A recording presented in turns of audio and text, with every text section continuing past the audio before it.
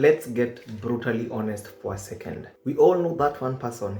He barely studies, yet aces every test, who seems to grasp things on the first try while you're still stuck on step 2. And if you ever looked at them and thought, maybe they're just smarter than me, you're not alone.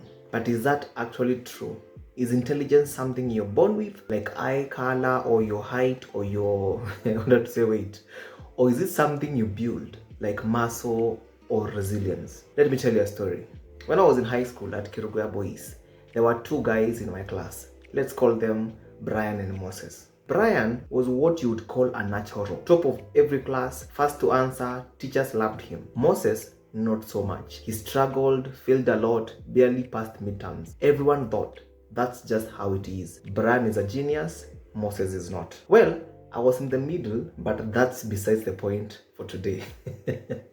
Fast forward 8 years later, guess who's now a software engineer working with AI systems? Not Brian, Moses. The same kid who was once told he was slow now writes machine learning code that predicts financial trends. How?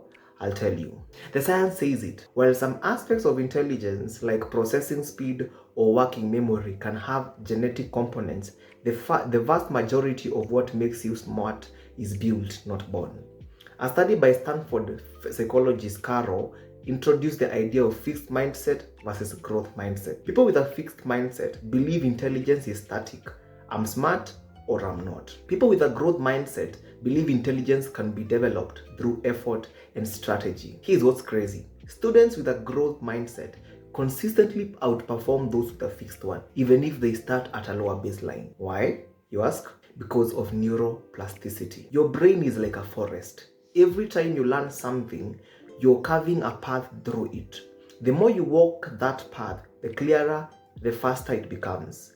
Brian might have had a few clear paths when he started, but Moses, he built highways. Neuroscientists have found that students who practice deliberate learning strategies like active recall, spaced repetition, and concept mapping literally reshape the physical structure of their brain over time. Think about that. Just think about that. If you can reshape your brain, what does natural talent even mean? Back to the forest analogy. Some people are born near the river, where the land is flat, the soil is soft, and paths are easy to make.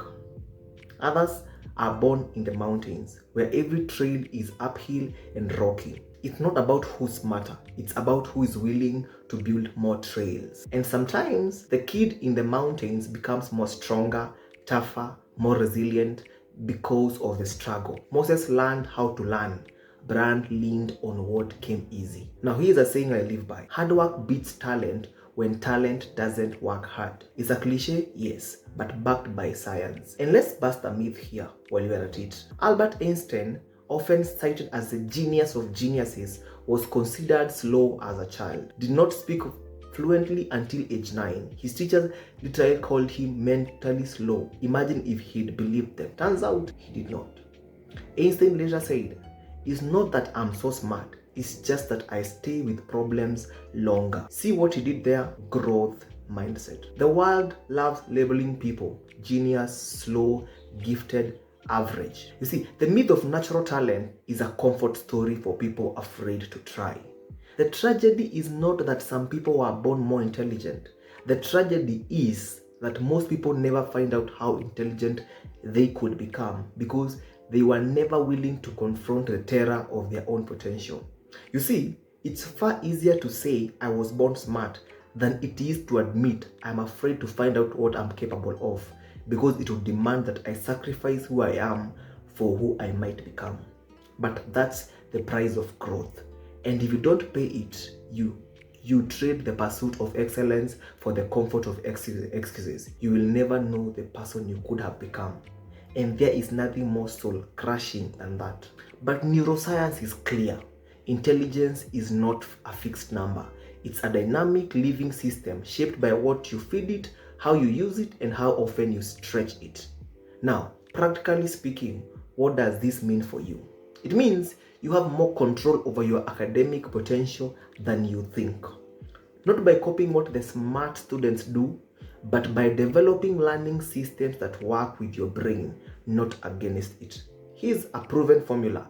Learn, struggle, rest, repeat. Again, learn, struggle, rest, repeat. When you expose yourself to new information, your brain makes weak neural connections. When you struggle to retrieve it later, these connections strengthen. When you rest, especially during sleep, your brain consolidates those parts, then you repeat. Every time you do this, you're not just memorizing facts, you're physically changing your brain's structure. That's not my opinion, that is neuroscience. A 2014 study in Nature Neuroscience showed that after just 6 weeks of practicing a new skill, participants had noticeable increase in gray matter density in the part of the brain associated with that skill. 6 weeks, not 6 years, not since birth, 6 weeks. You don't have to be born smart. You have to be patient, strategic, and relentless. Moses figured that out. That's why he's writing algorithms now, while Brian's talent plateaued. I'll leave you with this. Your current ability isn't your ceiling, it's your starting point. And the real race is not about natural intelligence. It's about whether you're willing to build more trails in your forest than the next person. Because at the end, the kid in the mountains may walk slower at first, but if they keep moving, they'll have views no one near the river can ever see. And so will you. If you enjoyed this conversation and you'd want to get notified every time we produce such, subscribe to this channel, like, and leave a share. Oh, and by the way, post this on your status so that your friend who is struggling with some mathematics or some chemistry gets some help. See you in our next video.